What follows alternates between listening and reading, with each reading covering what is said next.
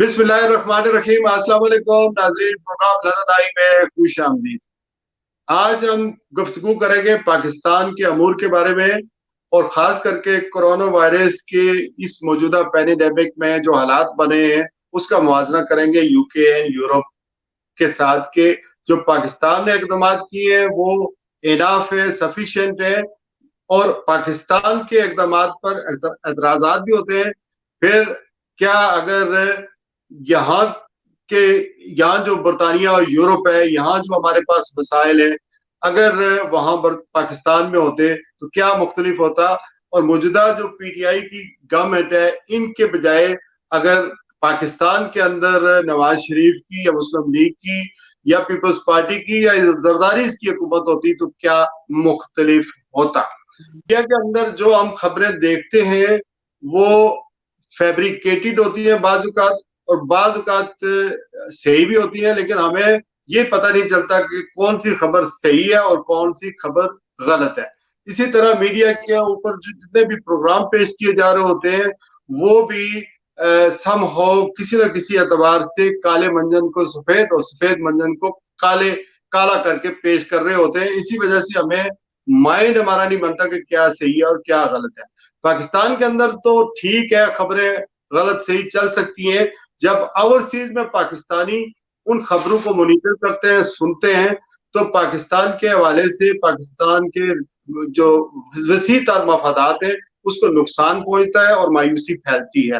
हो सकता है एक बंदा सही काम कर रहा हो लेकिन मीडिया पर उसको गलत पेश किया जा रहा हो, तो यही हमारी सोच बन जाती है, यही हमारा माइंड बन जाता है कि ये भी गलत। इसी हवाले से मुझे आज ज्वाइन किया है मुख्तलिफ साफियों ने और ये प्रोग्राम बहुत आम है। आप देखेंगे कि हम कोशिश करेंगे कि फर्स्ट हैंड इंफॉर्मेशन जो है आपको मिले। तारिया में मुकीम उभरते हुए साफी हाफिज अदीब मुश्ताक ने जो पिछले 2 माह में पाकिस्तान रहकर यहाँ वापस बरतानिया पहुंचे हैं। हाफिज साहब अस्सलाम वालेकुम। वालेकुम अस्सलाम। इसके अलावा मुझे अफजल चौधरी साहब ने ज्वाइन किया है। काफी हैं, मुसन्नफ हैं, दानश्वर हैं, लंदन बेस्ड हैं। अस्सलाम वालेकुम अफजल चौधरी साहब। जी वालेकुम सलाम, बहुत शुक्रिया शराज साहब। लेकिन सबसे पहले हाफिज अदीब मुश्ताक से बात करेंगे कि हाफिज साहब पिछले 2 महीनों में आपने पाकिस्तान में क्या देखा, आप आंखों देखा हाल हमें बताएं। इन टर्म्स ऑफ लोगों के क्या सेंटिमेंट थे, हुकूमत के अरेंजमेंट्स क्या थे, और कोरोना वायरस से पहले के हालात तो हम सबको मालूम है, लेकिन मौजूदा दौर के हालात जो हैं वो क्या है। बिस्मिल्लाहिर्रहमानिर्रहीम। बहुत शुक्रिया शराज भाई, आपने मौका दिया कि मैं क्योंकि पाकिस्तान में रह के आया हूँ और हालात जो थे वो समझ लें कि जैसा कोरोना वायरस के जो दिन थे वो पाकिस्तान के लिए तो यूँ समझ लें कि जंगी हालात थे। उनमें मैं वहाँ पे रह के आया हूँ। बड़े अल्हम्दुलिल्लाह पाकिस्तान ने बड़े ज़बरदस्त महदूद वसाइल में जितने वो कर सकते थे उन्होंने उतना ही ये अपने वसाइल को इस्तेमाल करके उन्होंने लोगों के लिए जो आसानियाँ पैदा कर सकते थे उन्होंने की हैं। अगर तो हम यहाँ पर बात करें बदकिस्मती ये है कि अगर जब हम बात करते हैं हुकूमत की अच्छाई की तो हम सहाफ़ियों को ये सहना पड़ता है कि ये हुकूमत के कैंप के हैं। अगर हम बात करें हुकूमत के मुखालिफ तो हमें ये हुकूमत की तरफ से सुनना पड़ता है कि ये हुकूमत मुखालिफ कैंप के हैं। अगर तो हमने ओपिनियन वो देखा है जो ग्राउंड रियलिटी है तो वो ये है कि पाकिस्तान ने महदूद वसाइल में बड़े बेहतरीन इक़दाम किए हैं। जितना वो कर सकते थे उन्होंने उतना किया है। अगर लॉकडाउन बाज़ लोगों का ख्याल था कि लेट हुआ, मेरे ख्याल में ऐन वक़्त पर लॉकडाउन किया।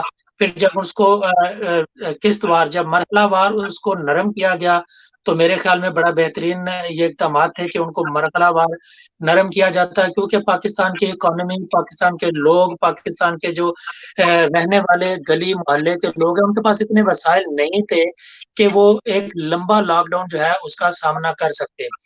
और इसी हवाले से जब जी वजीर आजम पाकिस्तान ने बहुत उन पर दबाव था, प्रेशर था, लेकिन ये क्यों किया कि लॉकडाउन इम्पोज करने में यानी सख्ती करने में उसको बहुत उन्होंने वक्त लगाया और बहुत उसके खिलाफ थे।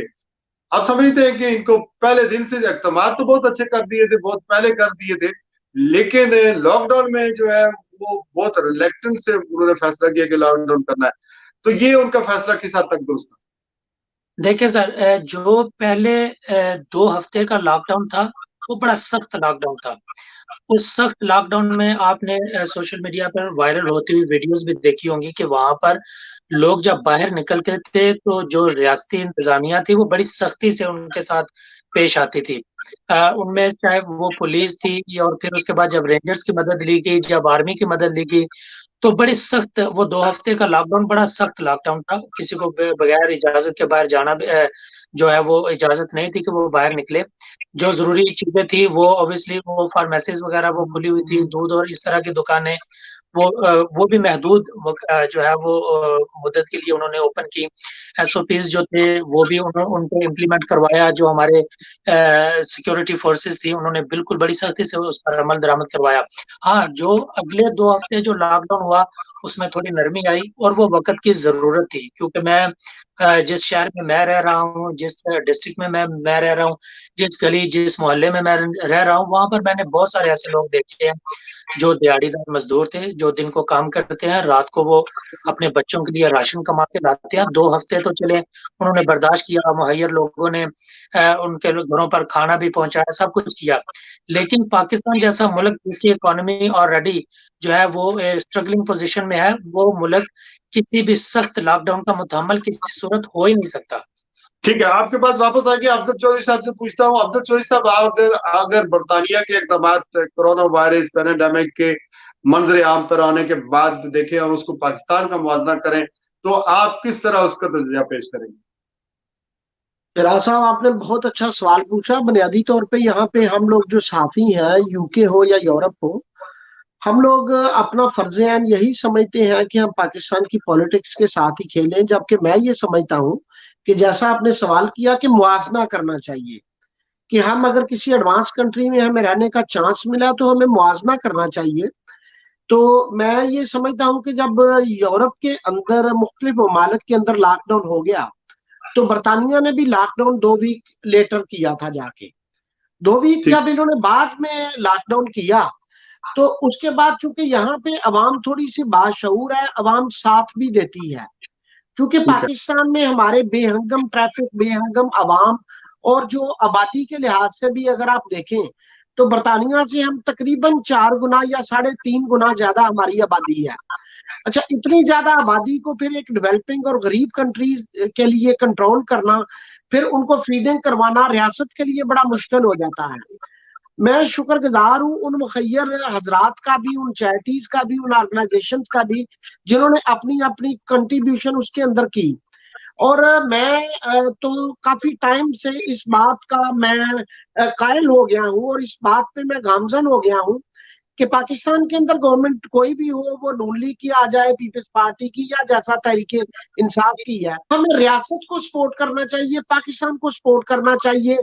क्योंकि ऐसी एपिडेमिक, ऐसी वबाई अमराज अगर आ जाए, तो रियासत के जो भी इकदाम हो, अगर हम उनको सपोर्ट ना करें बल्कि उनके एंटी हम मुहिमें चलाएं और उनको सियासत के अंदर हम उलझा दें, तो थोड़ा मुश्किल हो जाता है। पाकिस्तान की आवाम का और पाकिस्तान के पॉलिटिशियंस का अलमिया सबसे बड़ा ये है कि गवर्नमेंट कोई भी आए, अगर गवर्नमेंट रियासत को सामने की तरफ धकेल रही है, तो अपोजिशन वाले उसको बैक फुट पे धकेल रहे होते हैं। वो पाकिस्तान साख तो जामद हो जाता है। पाकिस्तान हमेशा तकरीबन मैं जो समझता हूँ कि पिछले 40 साल में इसी बात पे पाकिस्तान अटका हुआ है कि 50% आबादी या 50% गवर्नमेंट के सोर्सेज उसको आगे की तरफ धकेल रहे होते हैं और 50% लोग उसको पीछे की तरफ धकेल रहे होते हैं। अच्छा इसका हाफिज साहब, लेट मी ब्रिंग हाफिज साहब। हाफिज अदीब मुश्ताक साहब, ये फरमाया कि अगर इस मौजूदा दौर में, जैसे अफजल साहब कह रहे हैं, अगर जरदारीज या मुस्लिम लीग नून या मियां नवाज शरीफ या शहबाज शरीफ या इन खानदानों की हुकूमत होती, तो मौजूदा दौर में क्या मुख्तलिफ इकदाम करती जो ये जो कोरोना वायरस की वजह से जो हालात पैदा हुए?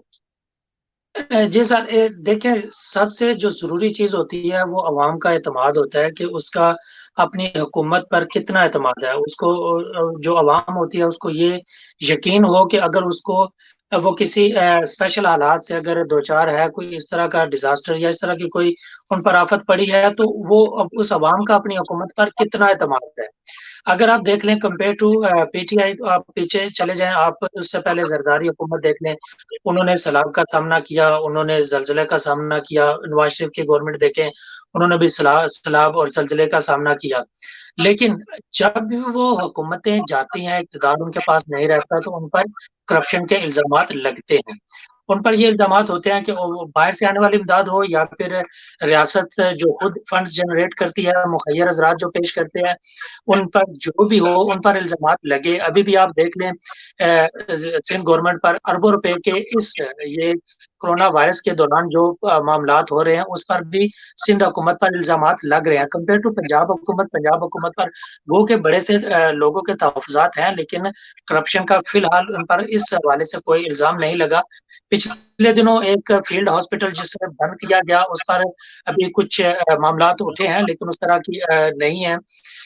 देखिए, अगर कंपेयर्स टू पीटीआई, अगर जरदारी से होते, नवाज शरीफ होता है, तो मेरा ख्याल है कि उनकी निस्बत आज जो लोग हैं वो थोड़े से इस हुकूमत को एतमाद दे रहे हैं। उनका ख्याल है कि जो भी लोगों का इक़दामात होंगे, लोगों पर ज्यादा है बनिस्बत प्रीवियस जो गवर्नमेंट्स थी या हुकूमतें थी उसकी जी, उसकी कुछ बेहतर है, कुछ बेहतर है।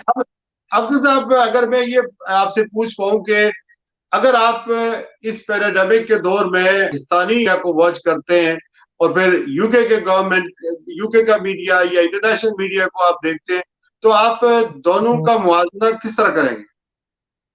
देखिए, इनका मुआवजा करना बड़ा मुश्किल इसलिए है कि अगर आप यूके की बात करें तो ये मादरे जमहूरियत है, ये हमारे से बहुत आगे लोग हैं।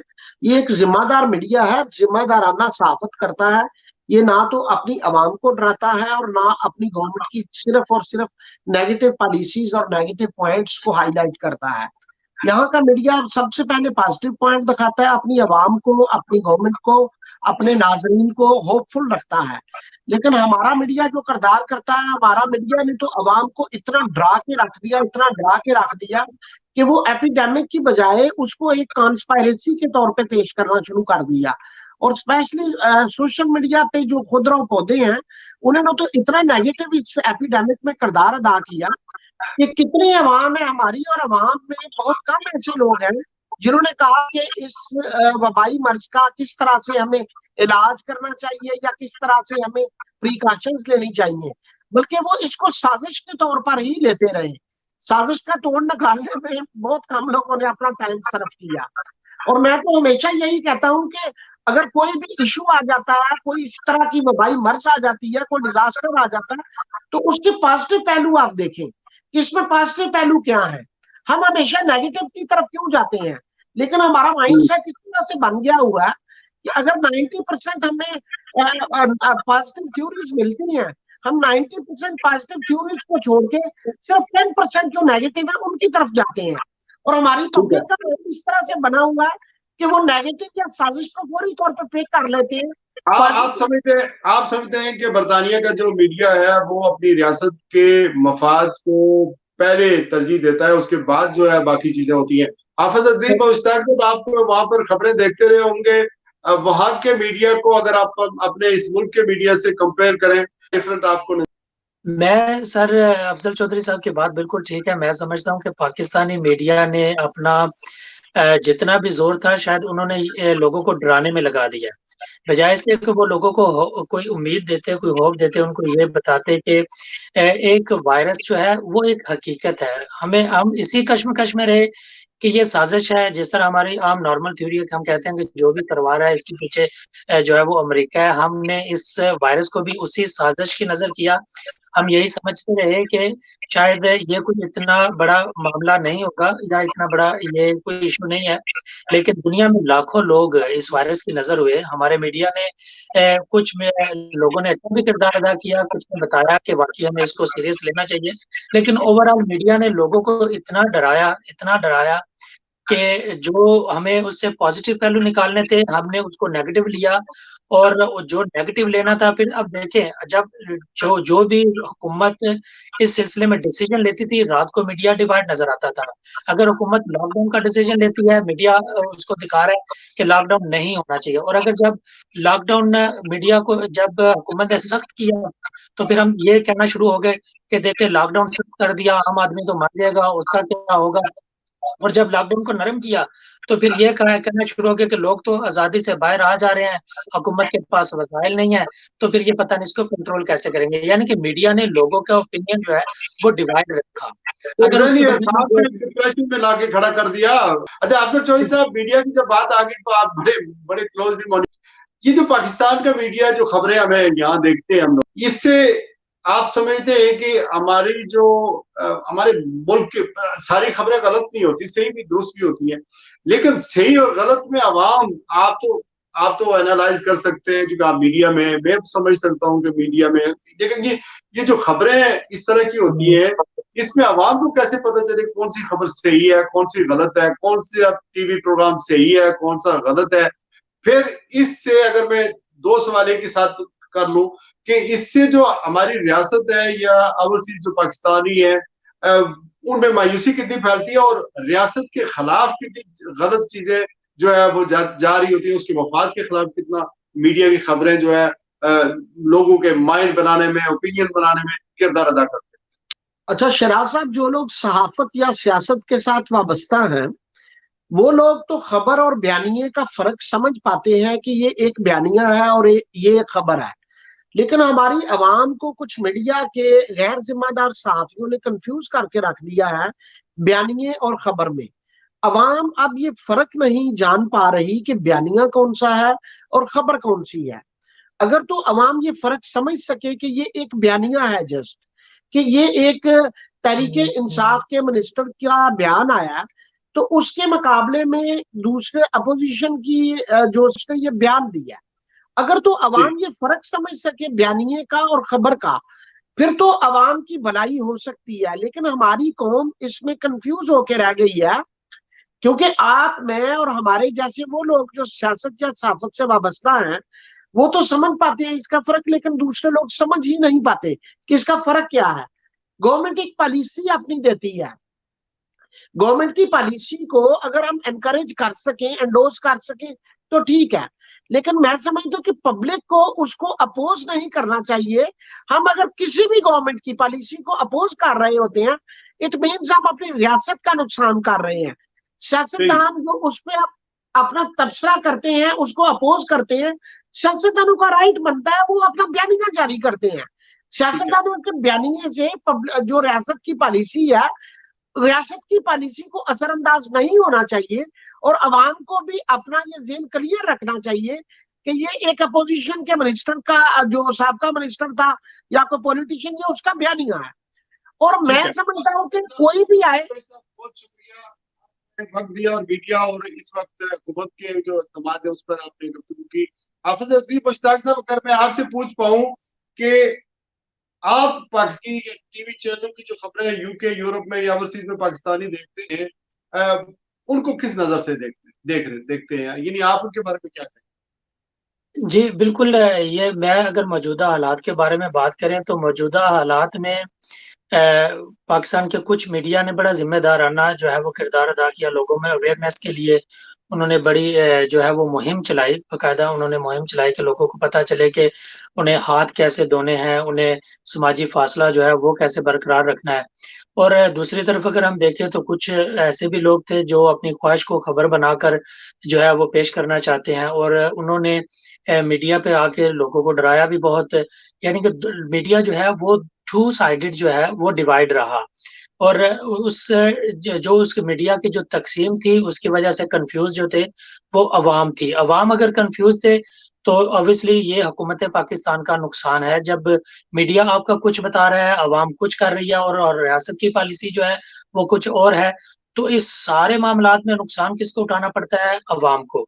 अवाम जब नुकसान उठाती है तो फिर मीडिया जो है वो अपना ओपिनियन देता है, रियासत अपनी पॉलिसी पे अमल दरामद करवाती है।